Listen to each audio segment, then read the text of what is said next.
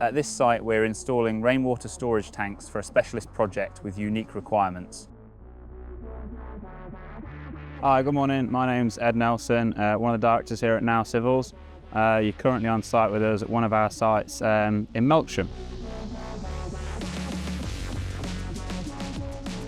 So the reason why we've used these tanks today is part of our compliance with the fire regulations.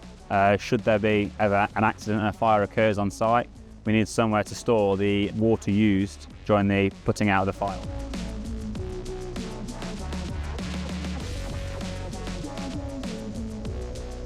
Due to the location of the site and the small area of the site available to us, we've had to think a little bit outside the box. So that's why we've used these products today, because we're going to have the structural strength a lot quicker than pouring concrete, and the cure times aren't going to be as long.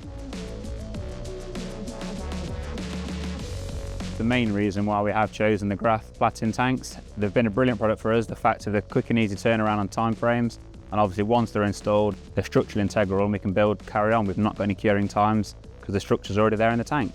So fingers crossed it'll be a swift finish to the project. So when this project's complete and all the tanks are all joined together, we will have 4 25,000 litre tanks joined to 2 15,000 litres. So in total we'll have 130,000 litres of storage for water.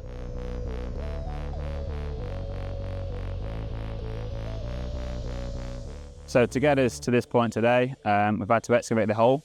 We've put a 300mm layer of compacted hardcore in the bottom. As you can see behind, we've built the walls. So we'll now install the tanks. We've got 4 in today. Fingers crossed 2 more will arrive this afternoon. So we'll actually have 6 tanks in the ground, but we'll actually, at the end of the project, we'll have 1 giant tank all linked together.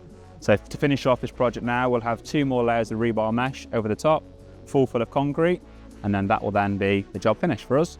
On to the next one.